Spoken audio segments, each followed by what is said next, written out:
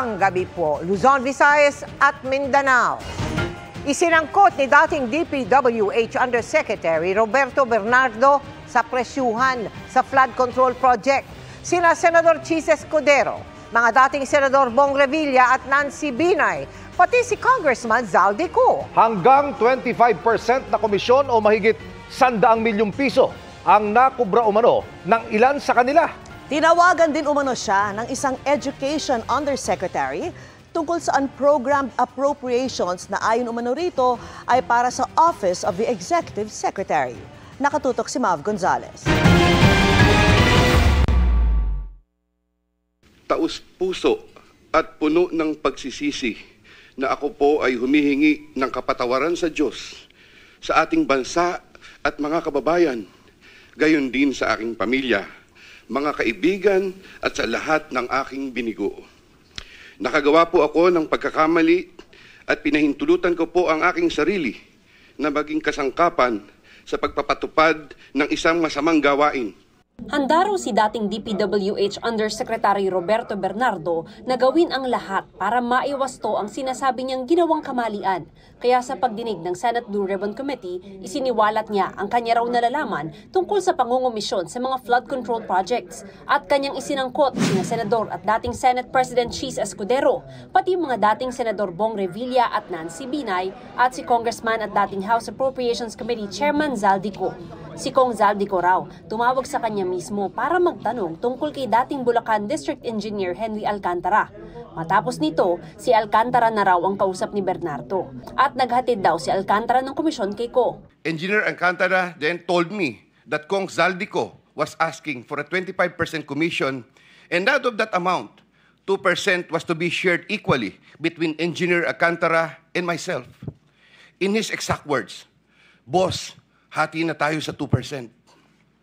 Furthermore, Engineer Alcantara would tell me every time that he made deliveries of cash to Congressman Zaldico in compliance with his commitment. Sabi rin ni Bernardo, nagbigay rin siya ng komisyon para daw kay dating Senate President Chis Escudero. Ang naghatid daw ng pera, ang common friend nilang negosyante na si Maynard Ngu, isa sa mga campaign contributors ni Escudero. Base sa Statement of Contributions and Expenditures o SOSE ni Escudero, nagbigay si Ngu ng 30 million pesos para sa kampanya ni Escudero noong 2022 elections. Maynard Ngu asked me to submit a list of projects. I personally submitted a list of projects to Maynard Ngu, and some of the items therein pertaining to Valenzuela and Marinduque projects were subsequently included in the General Appropriations Act. When I gave him the list and in relation to the commitment, I asked him, "Boss, paano to?" Maynard replied, "Bahala ka na." I asked, "Boss, okay na ba ang 20%? Maynard said, "Okay." After inclusion of the projects in the GAA, I delivered 20% of approximately 800 million or about 160 million to Maynard Ngu, which was meant for Senator Escudero. Sa isang pahayag, mariing itinanggi ni Escudero ang mga paratang ni Bernardo. Patutunayan daw niyang nagsisinungaling si Bernardo.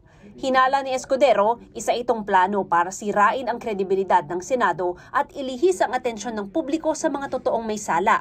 Tanong niya, nasaan daw si Representative Zaldico at Representative at dating House Speaker Martin Romualdez? Taong 2024 naman daw nang magkita si Bernardo at si dating Senador Bong Revilla. Nagbigay raw siya ng listahan ng proyekto kay Revilla. Senator Revilla asked for a commitment, which I suggested. Then he approved at 25% of the total amount of the projects indicated in the list here to attach as Annex C.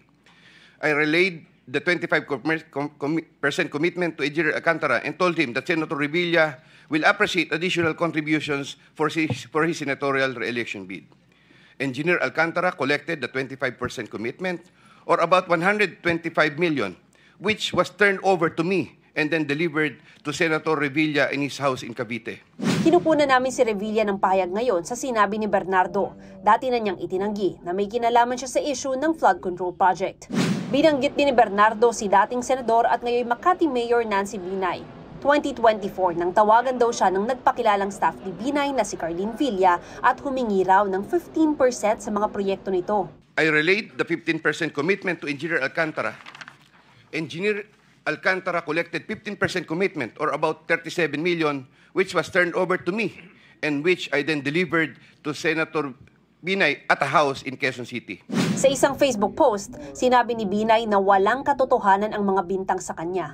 Nakakagulat daw na nagagamit siya para ipanglihis sa anyay mga tunay na kailangang panagutin sa issue. Dagdag niya, above board at walang bahid ng pagdududa ang kanyang performance sa public service. 2024, tumawag naman daw kay Bernardo si ngayon DepEd Yusek Trigiv Olayvar na dating nagtrabaho sa mga senador, kabilang si dating Senador Bong Revilla. Yusek Olayvar personally called me for a meeting to discuss about unprogrammed appropriations, supposedly for the office of the Executive Secretary. In the said meeting, he requested me to submit a list of projects. After the meeting, I asked Bulacan First DEO to prepare a list of projects for funding. Thereafter, Engineer Alcantara submitted a list of projects worth 2.85 billion. Here to attach as Annex B is a list of those projects. Subsequently, I submitted this list to Yusek Olayvar. Yusek Olayvar told me that the commitment is 15%. In his words, "Boss, 15 yan." Thereafter, the DPWH received a special allotment release order for 2.85 billion for the projects.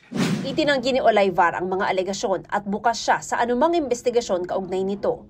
Para raw magkaroon ng patas na investigasyon, kusa siyang mag-leave of absence sa kanyang posisyon sa DepEd.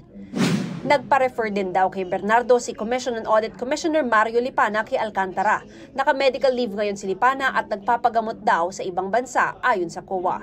Ang sinabi ni Bernardo na 15% ng commitment kung tawagin para sa ilang politiko, iba sa mga sinasabi ng ibang tumestigong dating DPWH officials na 25%. Kaya tanong ni Senador Erwin Tulfo, nasaan daw ang natitirang 10%? So sa palagay mo, sinabi niya po, nasaan kaya napunta po yung 10%? It's either po kay Boss Henry o kay Boss Robert. Hindi po sa akin. Agree po na 25% po to up to 30% po yung pinagagayak po. Will it be safe to say, Engineer Alcantara, na yung 10% napupunta lang siguro kay Yusek Bernardo? Wala po akong personal knowledge. Pero kayo po, pag inabot ninyo na sa 25%, lahat po yun? Yes po. Matapos basahin ang kanyang sinumpaang salaysay, dinala si Bernardo sa Department of Justice para i-assess kung pwede itong makasama sa mga bibigyan ng protective custody dahil natatakot daw siya sa kaligtasan niya at ng pamilya niya. Para sa GMA Integrated News, Mav Gonzalez, Nakatutok, 24 Oras.